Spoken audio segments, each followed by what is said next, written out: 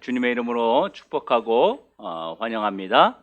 오늘 말씀을 통해서 또 은혜 받고 우리가 늘 생각하던 또 이 말씀은 이거야 라고 하는 우리 그 상식을 깨어내서 하나님 말씀 속에 있는 진리를 여러분 캐내어나는 귀한 시간 되기를 주의 이름으로 축원합니다. 오늘 하나님 말씀의 제목은 때문에와 덕분에라고 하는 제목입니다. 예수님의 제자들마다 아주 특성이 있었어요. 요한복음, 요한 1, 2, 3서, 요한계시록을 쓴 사도 요한은 사람들이 뭐라고 불렀냐면 사랑의 사도다 이렇게 불렀습니다. 요한 자신이 정말 사랑이 풍부해서 그렇게 불려졌는지는 알 수 없지만 사람들이 사랑의 사도라고 부릅니다. 그런가 하면 예수님의 제자 누가는 직업이 의사였습니다. 굉장한 당시의 엘리트죠. 아주 지식이 있는 그런 사람입니다. 마태는요, 세무 공무원이었습니다. 세금을 계산하는 그런 사람이었어요. 이런 제자들의 특성이 다 있는데 우리가 예수님의 제자 그러면 딱 떠오르는 아주 극렬한 대칭되는 사람 두 사람이 있습니다. 한 사람은 누구냐면 우리가 알고 있는 가룟 유다입니다. 가룟 유다는 예수님을 은 30에 팔아넘긴 그런 배신자로 우리가 다 잘 알고 있습니다. 그런가 하면 대조적인 인물이 한 분이 있는데 바로 베드로라고 하는 사람입니다. 이 인물이 등장하는데요, 이 베드로는 예수님의 제자들 중에서 아주 강한 인상을 가지고 있는 사람입니다. 이 베드로는 보통 사람들이 수제자다 이렇게 부르고, 정말 예수님이 베드로를 수제자로 임명을 했는지는 알 수 없지만 어쨌든 제자들 중에서 리더였던 사람입니다. 그리고 베드로의 성질이 아주 불같고요, 용기 있는 사람이에요. 예수님을 잡으러 산에 온 군병들의 그 귀를 잘라버릴 정도로 아주 성질이 대단한 그런 존재입니다. 그리고 또 그뿐 아니라 예수님을 믿는 그 믿음이 얼마나 좋았는지 모릅니다. 누가복음 22장 33절에 보면 주와 함께라면 내가 감옥에도 갈고 죽음의 자리에도 내가 갈 것입니다. 이렇게 이야기할 정도로요, 믿음이 좋았어요. 그뿐 아니죠. 우리가 잘 알고 있는 것처럼 주는 그리스도시요 살아계신 하나님의 아들이십니다 라고 하는 그 신앙과 믿음의 고백을 했던, 그래서 예수님을 크게 감동시켰던 그런 제자이기도 합니다. 그리고 그는 또 어부였습니다. 그물을 짓고 있는데 예수님이 나를 따라오너라 이 말 한마디를 듣고 그냥 그물을 내던지고 바로 예수님을 따라갔던 그런 아주 결단력이 대단한 사람입니다. 그런데 오늘 본문 속에 보면 이런 강한 인상을 가지고 있고 누구보다도 주님을 앞장서서 따랐던 그 베드로의 실패 장면이 나옵니다. 바로 예수님을 부인하는 사건이 발생했습니다. 본인을 비롯한 누구도 상상할 수 없는 그런 일이 벌어졌던 것입니다. 모든 사람이 주를 버릴지라도 나는 절대로 주님을 버리지 않겠다던 그 베드로의 장담이 그 무쇠칼이만큼 나이 어린 계집종에게 그리 당당하던, 큰 소리 치던 그런 사람이 한순간에 무너지고 말았습니다. 여러분, 너무 충격적이지 않습니까? 오늘은 우리가 베드로처럼 예수님을 부인하지 말고 삽시다 이런 이야기를 하려고 하는 것이 아닙니다. 오늘 보면 62절에 보면 베드로가 예수님을 모른다고 3번 부인하는 그 시간에 예수님께서 베드로의 그 모습을 바라보셨어요. 둘이 눈이 마주친 겁니다. 그런데 베드로가 예수님을 부인한 사건이 실수라고 보기에는 이 좀 의문점이 들 수밖에 없는 문제들이 있습니다. 한 번도 아니고 베드로가 3번이나 예수님을 부인했다는 것입니다. 마치 예수님을 전혀 전혀 모르는 사람처럼, 처음 본 사람처럼 그렇게 여겼다는 것입니다. 여러분, 한 번쯤 예수님을 모른다고 부인했다면 우리는 뭐 실수라고 생각할 수 있어요. 얼마나 두려웠으면 그랬겠어. 얼마나 경황이 없으면 그랬겠어.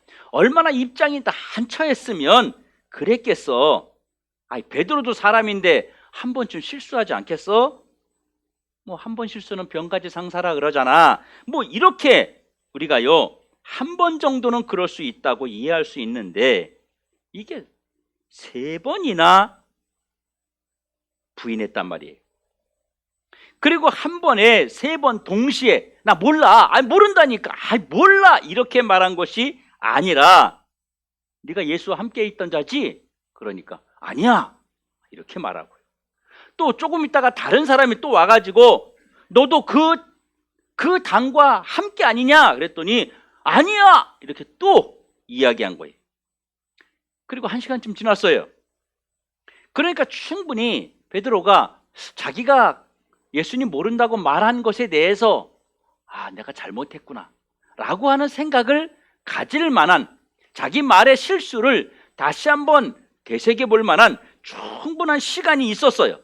그런데 또다시 너도 갈릴리 사람과 함께 있었다, 내가 너 봤다, 그러니까요 나는 네가 무슨 말을 하는지 도무지 나는 알지 못하겠다, 이거는 이렇게 말했거든요. 여러분, 이거는 실수라고 보기에는 이건 너무 엄청난 사건입니다. 그러니까 이건 고의적이란 얘기예요. 이건 절대로 실수가 아니라는 것입니다. 이것이 베드로가 평소에 가지고 있던 주님에 대한 마음일 수도 있습니다. 거기에는 주님의 다른 제자들도 있었거든요. 베드로가 예수님을 모른다고 부인할 때 거기에 다른 제자도 있었어요. 베드로가 예수님을 저렇게 부인할 때 그 옆에 있던 다른 제자가 이 베드로를 보면서 무슨 생각을 했을까요? 여러분들은 이런 베드로의 모습을 보면서 여러분 어떤 생각이 드십니까? 혹시 여러분은 베드로와 같은 상황에 처해 본 적은 없었습니까? 오늘 우리가 살펴보려는 내용은요, 베드로의 그 예수님을 모른다고 부인하는 그 부인보다 바로 예수님의 시선입니다. 그리고 한 가지 이상한 것은 3번씩이나 고의적으로 베드로가 예수님을 부인했는데 왜 성경 어디에서도 베드로가 잘못했다든지 베드로가 문제가 있다든지 베드로가 그냥 나쁜 놈이라든지 베드로를 제자의 자리에서 끌어내려야 된다든지 베드로의 실수 장면에 대해서 단 한 군데에도 언급한 데가 없다는 사실입니다. 베드로가 예수님을 부인한 것은 아주 심각한 문제입니다. 마태복음 10장 32절 33절에 보면 누구든지 사람 앞에서 나를 시인하면 나도 내 아버지 앞에서 그를 시인할 것이요, 누구든지 사람 앞에서 나를 부인하면 나도 아버지 앞에서 그를 부인하리라, 예수님 말씀하셨습니다. 바로 영원히 사함받지 못하는 중대한 범죄를 저지른 것입니다. 베드로가 지금 작은 실수를 한 게 아니라 엄청난 범죄를 저질렀다는 거예요. 그런데 왜 베드로의 이런 중대한 범죄에 대해서 예수님은 아무 말씀도 하지 않으시는 걸까요? 예수님을 바라보면서 모르는 사람이라고 부인한 것은 예수님을 노골적으로 멸시한 거예요. 예수님이 안 계신 자리에서, 듣지 않는 자리에서, 보고 있지 않은 자리에서 말하는 것과 좀 달라요. 예수님이 쳐다보고 계시는데 예수님이 내가 말하는 소리를 들을 수 있는 지근의 거리에 있는데 그 대놓고 모른다는 거예요. 여러분, 누가 저에게 물었을 때 난 이분 몰라요, 난 모르는 분이에요, 여러분을 그렇게 내가 이야기한다면 여러분은 어떻겠어요? 마음이 아니 뭐 저런 분이 다 있어, 아마 다시는 저를 안 보려고 할 겁니다. 그리고 두고두고 그것이 충격이 돼가지고 어디 가서 만나는 사람마다 그 얘기를 두고두고 죽을 때까지 아마 할 겁니다.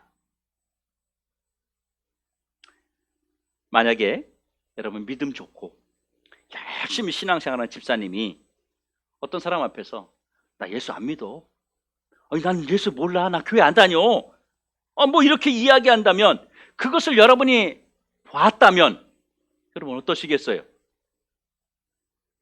나 그때 저 집사님 예수님 모른다고 부인하는 거 나 봤어. 나 들었어. 저 사람은 집사도 아니에요. 저 사람은 더드립교회 성도도 아니에요. 이렇게 여러분 이야기하지 않겠습니까? 그런데 왜 성경은 이런 베드로가 엄청난 죄를, 엄청난 사건을 일으켰는데도 불구하고 성경 어디에서도 단 한 번도 베드로의 이 사건을 잘못했다고 말하지 않는 이유가 도대체 뭐냐는 것입니다. 여러분 이상하지 않습니까? 그리고 예수님이 십자가에 달려 죽으시고 부활하셨어요. 부활하신 예수님께서 베드로를 만나셨어요. 그런데 주님도 베드로가 3번 예수님을 부인한 일에 대해서 단 한 번도 언급하신 적이 없어요. 너 그때 왜 그랬냐? 응? 다른 사람이면 몰라도 네가 나한테 그럴 수 있냐? 나 진짜 너한테 실망했다. 오늘부터 너 제자 그만해라. 나 너 믿을 수가 없다. 한 번 그런 죄를 지었으니 다음에 또 안 그런다는 보장이 있냐? 주님이 그렇게 말하지 않았어요. 그리고 다른 제자들이 예수님을 부인한 베드로에 대해서 언급한 사실도 없어요. 이 사건 이후에 사람들이 베드로를 향해서 어떤 생각을 했을까요? 특히 베드로를 바라보는 다른 그 함께하던 제자들의 시선이 여러분 궁금하지 않습니까? 초대교회 제자들의 모임에서 아니 어떻게 형님이 그럴 수가 있어요. 난 진짜 이해가 안 돼요. 나는 당신과 함께 있을 수 없어요. 어떻게 당신이 우리의 리더입니까? 우리의 어떻게 리더가 될 수 있어요? 나 이제 당신 믿고 따를 수 없습니다. 또 베드로가 무슨 말을 하면 당신이 그런 말할 자격이나 돼요? 아마 이렇게 말을 했을 것입니다. 그런데 이런 일이 없어요. 이렇게 말한 사실이 없어요. 예수님이 이 일에 대해서 침묵하시는데, 예수님이 이 사건에 대해서 문제 삼지 않는데 그 누가 문제를 삼을 수 있겠냐는 거예요. 여러분, 자신을 3번이나 부인했던 베드로를 바라보시던 예수님의 시선은 무엇을 말씀하시려는 것일까요? 말씀드린 것처럼 예수님은 베드로의 부인하는 사건을 전혀 문제 삼지 않으셨습니다. 그렇다면 그 시간 베드로를 바라보시던 예수님의 시선은 분명히 질책의 시선과 한심스럽게 바라보시는 그런 주님의 표정이 아니었다는 것입니다. 베드로도 이런 예수님의 시선과 마주쳤습니다. 질책하고 한심스럽게 보고 원망하고 그런 시선이 아닌 예수님의 시선을 베드로가 마주치게 된 거예요. 지금 베드로가 베드로의 거리와 주님의 거리가 서로 바라볼 수 있는 거리에 있습니다. 주님이 베드로가 나 몰라, 나 아니야, 난 절대 아니라니까, 난 그럴 리가 없어, 몰라, 이렇게 말하는 이야기를 주님이 다 듣고 계셨다는 거예요. 이때 주님의 심정이 어떠셨을까요? 예수님을 모른다고 맹세하고 예수님을 저주하고 나는 예수님을 진짜 모른다고 소리치는 베드로의 음성을 들었던 주님의 그 마음 말입니다. 다른 사람도 아니고 베드로가 예수님을 향하여 모른다고 부인했을 때 주님의 심정은 아마 모든 것이 무너지는 마음이 아니었을까요? 여러분도 누구 앞에서, 어떤 상황 앞에서 나 주님 몰라, 나 교회 안 다녀, 나 예수 안 믿어, 이렇게 말한 사람도 있겠지만 입은 꾹 다물고 있으면서 내 삶으로, 내 행동으로 예수쟁이가 아닌 것처럼 예수를 모른다고 여러분들의 삶 속에서 주님을 부인한 적은 없느냐는 것입니다. 만약에 그 순간 예수님이 여러분을 바라보았다면 주님은 어떤 심정이셨을까요? 성경의 베드로는요, 예수님의 시선과 마주쳤을 때 주님이 하셨던 말이 생각나서 베드로가 회개했다고, 그렇게 통곡했다고 말하고 있습니다. 그런데 베드로가 예수님을 모른다고 부인하는 그 순간에 베드로가 예수님의 어떤 시선을 보았길래, 무엇을 보았길래 무엇이 예수님의 그 시선에서 베드로를 회개하게 만들었냐는 거예요. 여러분 상식적으로 생각해 보세요. 예수님 부인하는 그 시간에 예수님과 눈이 마주쳤어요. 그때 예수님의 눈에서 레이저 광선이 나가는 거예요. 저런 나쁜 놈. 이러면 베드로가 회개했을까요? 통곡했을까요? 아니에요. 예수님은요, 현재 베드로의 모습을 바라보신 것이 아니었습니다. 현재 예수님을 부인하고 예수님을 모른다고 했던 베드로의 모습만 주님이 보셨다면 책망하셔야 되고 서운해하셔야 되고 기분 나쁘셔야 됐는데, 예수님은 현재 베드로의 모습을 바라보신 것이 아니라 오늘 이 사건 덕분에 앞으로 더 큰 사명을 감당할 베드로를 바라보셨기 때문에 여전히 변함없는 그 사랑의 시선으로 베드로를 바라보신 것입니다.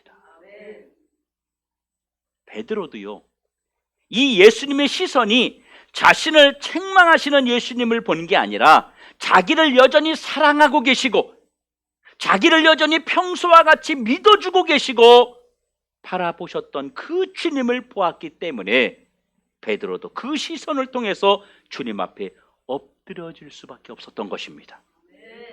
지금도 예수님은 문제 덕분에 더 잘 될 우리를 여전히 사랑하고 기대하고 계시다는 것을 믿으시길 축원합니다. 보통 우리는 이런 말을 합니다. 너 때문에 내가 못 살겠어. 너 때문에 내 인생 망쳤어.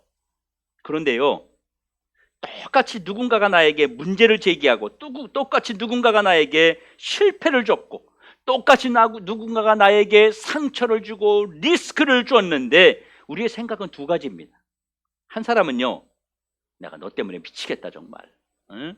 내가 너 때문에 아주 돌아버리겠어. 내가 너 때문에 나 완전히 인생 망쳤어. 이렇게 이야기하는 사람이 있는가 하면, 반대로 똑같은 상황인데 그때 네 덕분에 내가 더 잘 됐어. 네 덕분에 내가 더 잘 될 수 있는 발판이 만들어졌어. 내가 네 덕분에 오늘이 있는 것 같아. 네가 그때 나한테 그렇게 말해준 것이, 그때는 내가 아팠지만 그것을 생각하고 되돌아보면서 내가 후회하고 인생을 바꿨어. 여러분, 이러면 달라지는 겁니다. 주님은 베드로가 예수님을 부인한 이 사건 때문에 앞으로 더 잘 될 베드로를 바라보셨기 때문에 주님은요, 베드로를 보시면서 여전히 변함없는 사랑의 눈으로 베드로를 바라보셨던 것입니다. 그런데 우리는요, 미래가 안 보이고 지금밖에 안 보이잖아요. 그러니까 우리는 야, 이 사건 덕분에 내가 더 잘 될 것 같아가 아니라 너 때문에, 이 사건 때문에 난 망했어, 이렇게밖에 할 수 없다는 것입니다. 주님은 늘 어떤 상황이든지 그 상황 덕분에 잘 될 나를 응원하시고 잘 될 나를 바라보시고 더 잘 될 나를 향하여 준비하고 계신 그 주님을 기억하시기를 여러분 주의 이름으로 축원합니다. 여러분, 베드로는 문제를 뛰어넘기를 원하셨어요. 예수님께서 베드로가 그 문제를 뛰어넘기 원했어요. 예수님을 부인하는 그 문제를 충분히 뛰어넘을 수 있기를 주님이 원하셨어요. 그래서 주님은 평소에 베드로에게 경고하셨어요. 베드로에게 기회를 주셨어요. 얘야, 네가 새벽딱 울기 전에 나를 3번은 부인할 것이다.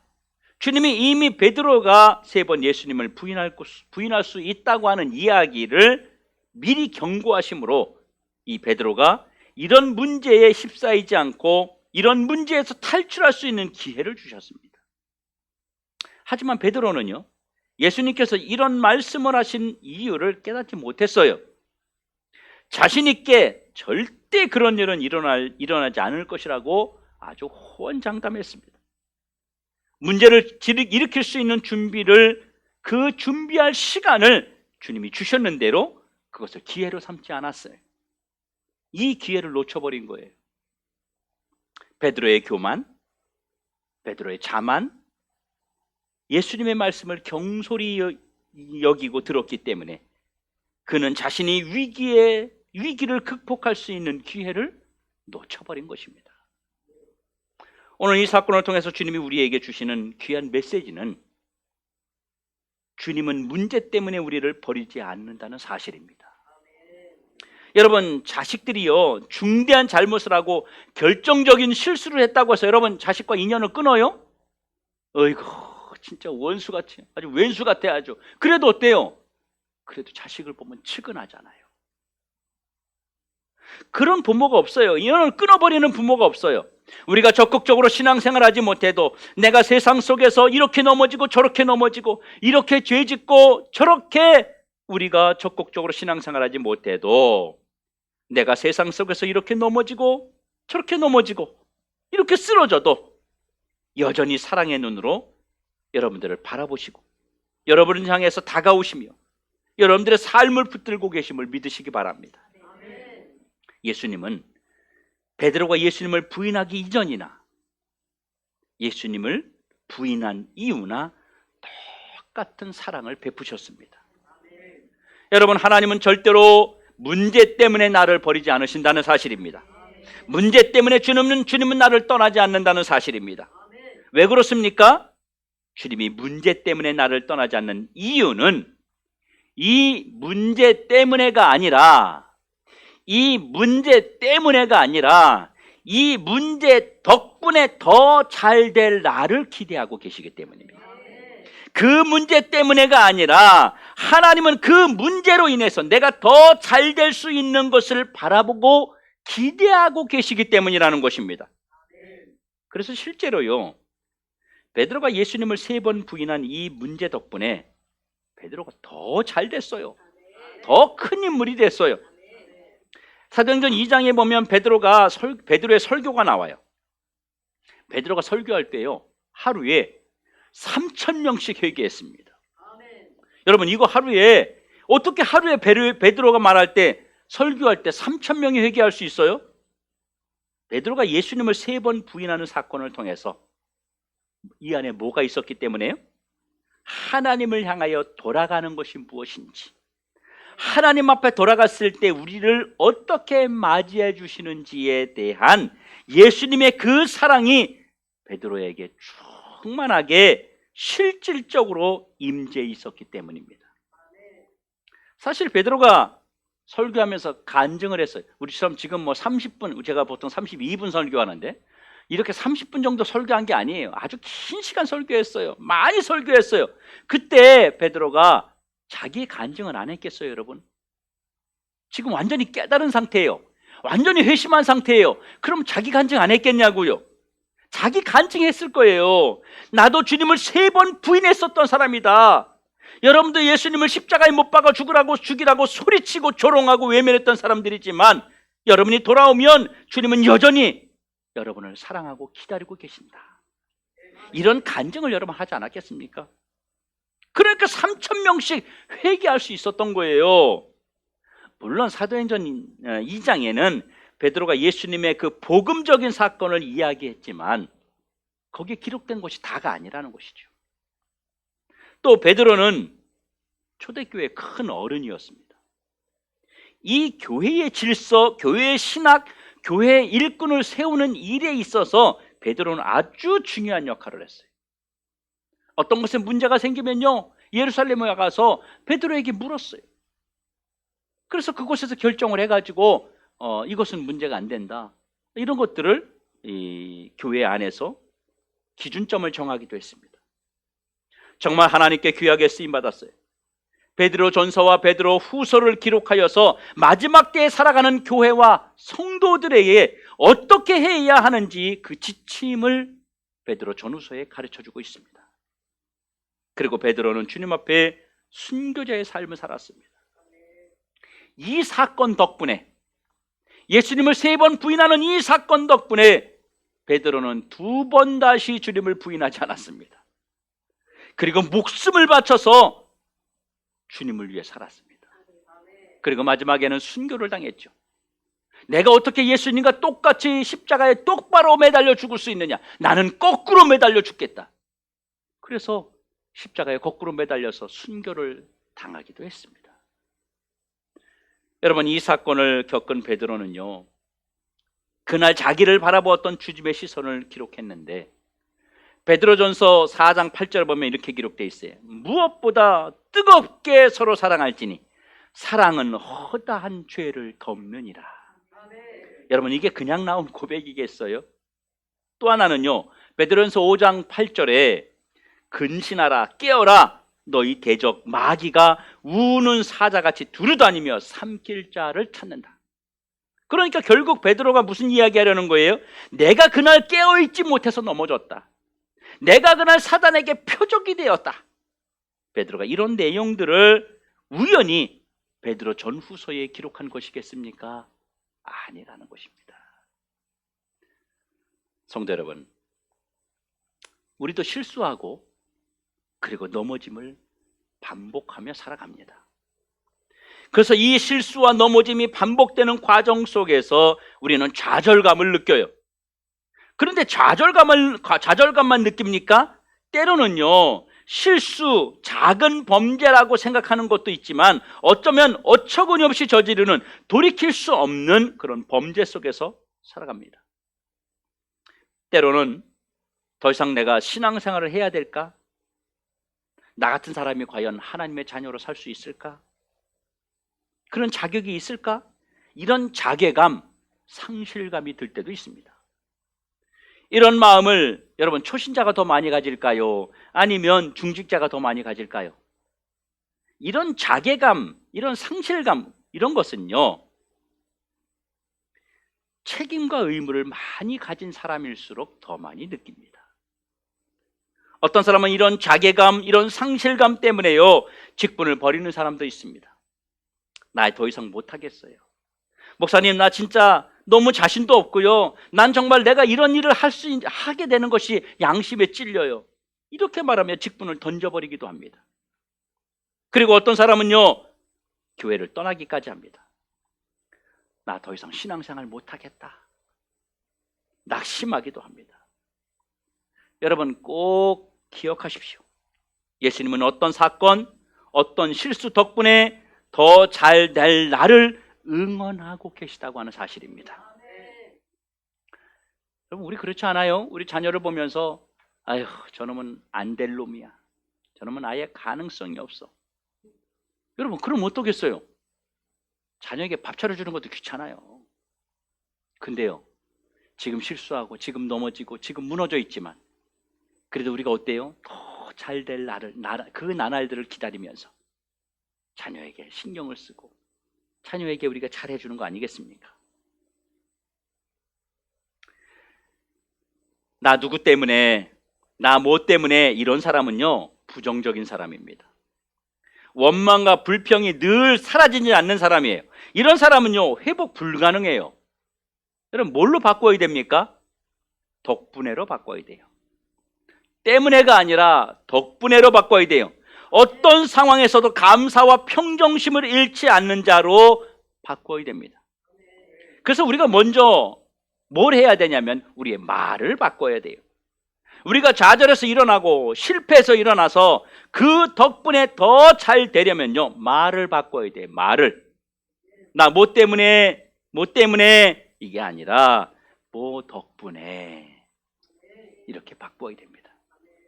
우리 교회 덕분에, 못난 아내, 남편 덕분에, 힘든 자식 덕분에, 나에게 시험을 줬던 그 성도 덕분에, 이렇게 바꿔야 됩니다.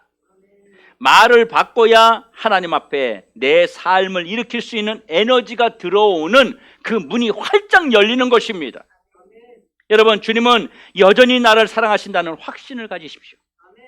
위기 속에서 다시 회복하는 분들을 보면요, 공통적인 특징이 있어요. 완전히 무너졌던 사람이 다시 일어서는 그 사람들에게는 공통적인 특징이 있는데, 이 상황에서도 남편이 나를 사랑한다. 이 환경 속에서도 엄마가 나를 사랑한다.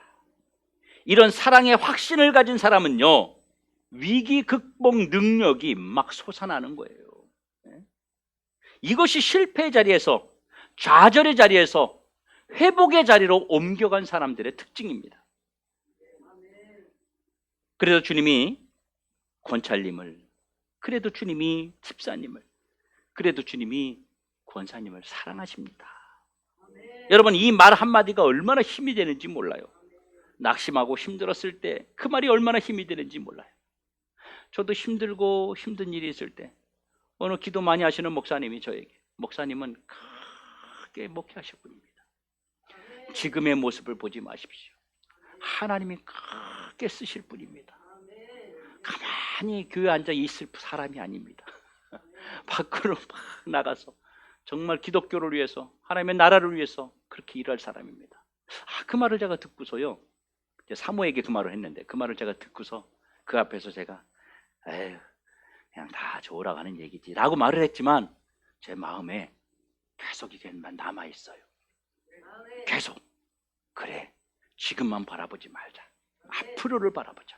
하나님이 귀하게 분명히 뭔가 이루실 것이다, 우리 교회를 들어 쓰실 것이다, 막 이런 확신이 제 마음에 그 말 한마디에 저에게 막 있는 거예요.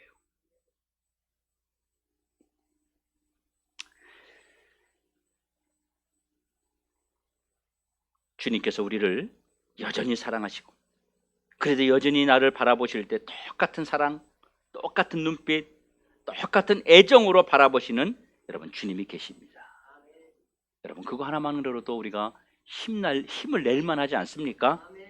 마치 아이가 무슨 잘못을 저지르니까요 맞아 죽을 것 같아요. 그래서 앞에 가지 못하고 전전긍긍하고 있어요. 그럴 때 엄마의 음성이 그 아이를 살립니다. 아빠는 너를 사랑하셔. 네가 아빠 앞에 나타나기를 기다리고 있어. 네가 아빠 앞에 가면 아빠가 다 용서하고 너를 안아주실 거야. 이 음성 하나만 딱 들어도요, 이 아이가 살아나는 거예요. 살아나고 용기가 나는 거예요. 사랑하는 더드림께 성도 여러분, 우리 이전보다 더 귀하게 쓰임 받읍시다. 누구 때문에가 아니라 누구 덕분에, 그것 때문에가 아니라 그것 덕분에 하나님 앞에 더 귀하게 쓰임 받으시기 바랍니다. 그것 때문에, 누구 때문에 좌절하지 말고, 그것 덕분에, 또 누구 덕분에 성공하는, 그 덕분에 잘 되는, 그 덕분에 복 받는 하나님의 모든 성도들 되시길 주의 이름으로 축원합니다.